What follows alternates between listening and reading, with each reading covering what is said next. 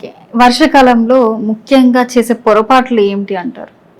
వర్షాకాలంలో అదే బేసిక్‌గా చెప్పినట్టు బేసిక్‌గా hand washing should be good.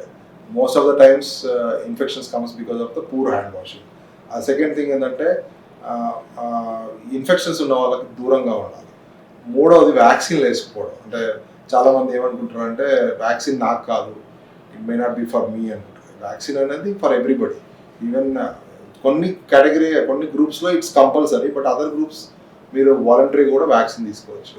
Plus avoiding smoking continue చేయడము, ప్లస్ అవాయిడ్ అంటే ఆహారం సరిగ్గా తీసుకోకపోవడము, ప్లస్ ఇన్నలర్ సరిగ్గా వాడకపోవడం. ఎస్పెషలీ ఈ ఇన్ఫెక్షన్స్ అన్నీ అలర్జిక్ పేషెంట్స్లలో లేదంటే ప్రీ ఎగ్జిస్టింగ్ డిసీజ్ ఉన్న పేషెంట్స్లో చాలా కామన్ కాబట్టి మీరు రెగ్యులర్గా వాడే మందులు వాడకపోవడం, ఇన్నలర్స్ లాంటివి వాడకపోవడము, వీటి వల్ల ఎక్కువ ఇబ్బందులు వచ్చే అవకాశం ఉంటుంది.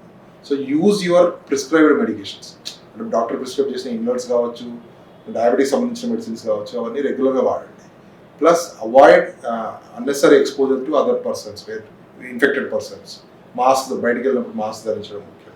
అండ్ వ్యాక్సిన్స్ తీసుకోండి. Okay sir. Social try to hand washing is more important. And సంతులన ఆహారం, వేడివేడి ఆహారం తీసుకోండి, not preserved food. Okay sir. అలాగే సోషల్ మీడియాలో వచ్చే ఇంట్లో చిట్కాలు చేస్తుంటారు. సో ఆ చిట్కాలు నిజంగా పనిచేస్తాయా? Cold and upper respiratory tract infections లాంటి వాటికి కొంత తాత్కాలిక ఉపశమనానికి పనిచేయచ్చు.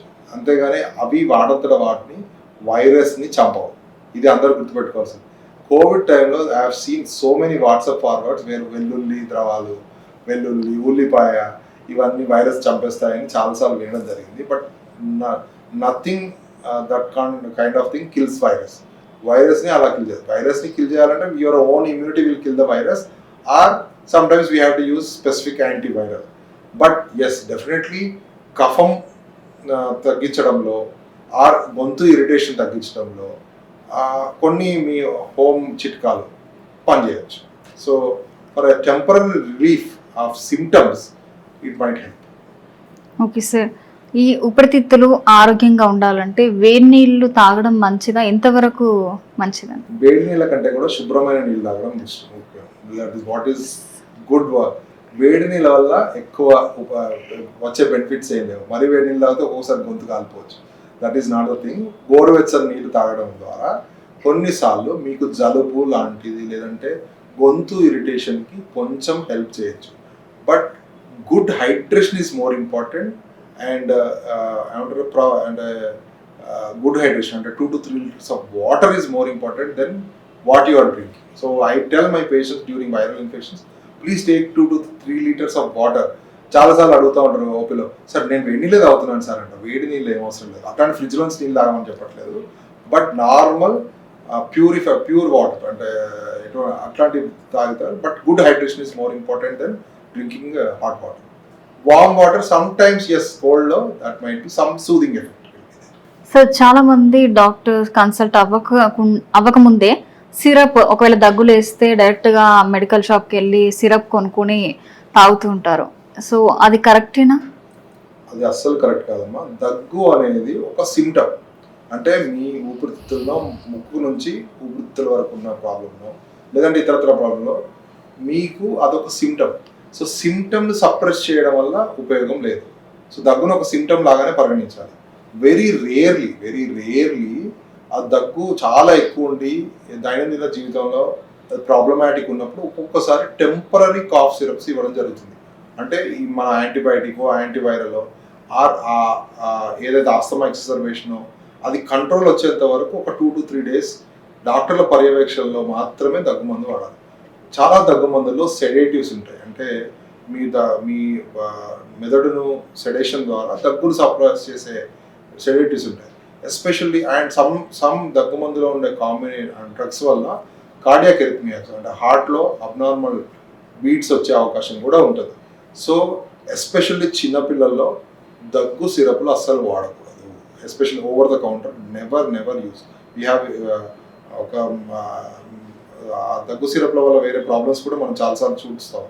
సో వెరీ రేర్లీ పేషెంట్స్కి ఇరిటబుల్ కాఫ్ అంటే బాగా కాఫ్ మీ నిద్రను కనుక ఇబ్బంది పెడుతుంది, పడుకోలేకపోతున్నారు, అలాంటి వాటిల్లో under doctors prescription you have to use a temporary syrups.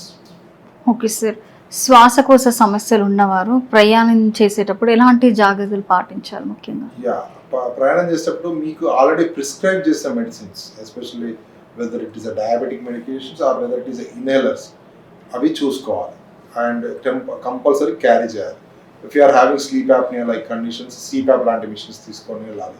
Oxygen అవసరం ఉన్న వాళ్ళు ఆక్సిజన్ ట్రావెల్కి ఆక్సిజన్ అనుకూలంగా ఉందా లేదా, అంటే ఆక్సిజన్ కాన్సన్ట్రేటర్ పెట్టుకోవడానికి అవకాశం ఉందా లేదా, ఇవి కూడా చూసుకోవాల్సి ఉంటుంది. సో ఇన్హేలర్స్ తీసుకోవాలి, రెస్క్యూ ఇన్హేలర్స్ ఆర్ నెబులైజర్స్ పెట్టుకోవడం కూడా చాలా ముఖ్యం. అంటే అటాక్స్ వచ్చినప్పుడు తీసుకోవాల్సిన ఇన్హేలర్స్ని కూడా మీ ప్రయాణంలో కంపల్సరీ ఇంక్లూడ్ చేసుకోవాలి. So that is more important. And ఏదైనా ట్రావెల్ చేస్తున్న వాళ్ళు, ఎస్పెషల్లీ US లాంటి వాళ్ళు, ఏదైనా వేరే దేశాలకు ట్రావెల్ చేస్తున్న వాళ్ళు ఈ వ్యాక్సినేషన్ అనేది కంపల్షన్ చేయడం జరిగింది. So before travelling vaccinations also made compulsory in certain countries. So ఆ వ్యాక్సిన్స్ తీసుకొని పోతే ఇన్ఫెక్షన్స్ వచ్చే అవకాశాలు చాలా తక్కువ. Okay sir. ముఖ్యంగా వర్షాకాలంలో ఏ లక్షణాలు ఉంటే వెంటనే డాక్టర్ని సంప్రదించాలి? సింపుల్ జలుబు ఈజ్ సెల్ఫ్ లిమిటింగ్, అంటే వైరల్ ఇన్ఫెక్షన్. సింపుల్ కోల్డ్ అనేది నేను ముందు చెప్పినట్టు కోల్డ్తో పాటు cough, sputum, especially yellow coloured sputum కానీ, రక్తం పడడం కానీ, ఆయాసం ఉండడం కానీ, పిల్లి కూతలు రావడం కానీ, లేదంటే ఛాతి నొప్పి ఉండడం కానీ, ఆర్ హై గ్రేడ్ ఫీవర్స్, ఇలాంటి లక్షణాలు ఉన్నట్టయితే వెంటనే మీ సమీపంలో ఉన్న డాక్టర్ని సంప్రదించాలి. Okay, thank you so much sir. Mainly వర్షాకాలంలో